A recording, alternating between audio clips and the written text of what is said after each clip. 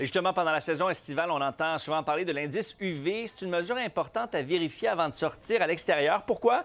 Eh bien, parce que les rayons UV sont responsables des coups de soleil, mais aussi de plus des 3/4 des cancers de la peau. Explication, Alex Verville.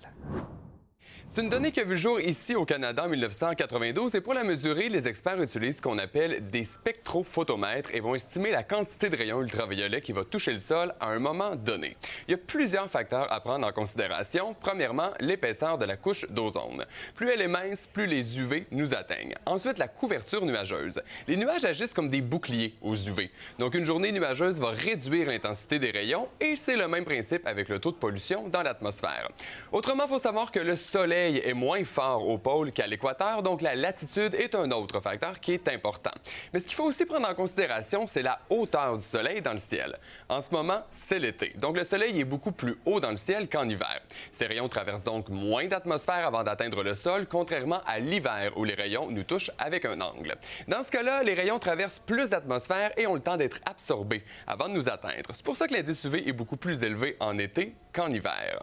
On le voit très bien sur le graphique ici, on reste dans un rayonnement qui est faible au Québec dans les mois d'hiver, surtout de novembre à février. Et dès qu'on bascule en été, l'indice UV peut être très élevé. Mais il faut faire attention par contre parce qu'en hiver, la neige peut réfléchir plus de 80 des rayons UV et ça augmente l'indice UV. C'est pour ça qu'on peut revenir d'une journée de ski avec un bon coup de soleil.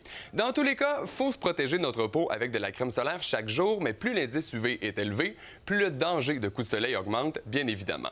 Selon les experts, un indice UV de 6-7, donc élevé, peut causer des coups de soleil en quelques minutes, jusqu'à brûler la peau rapidement si on atteint un indice de 8 et plus.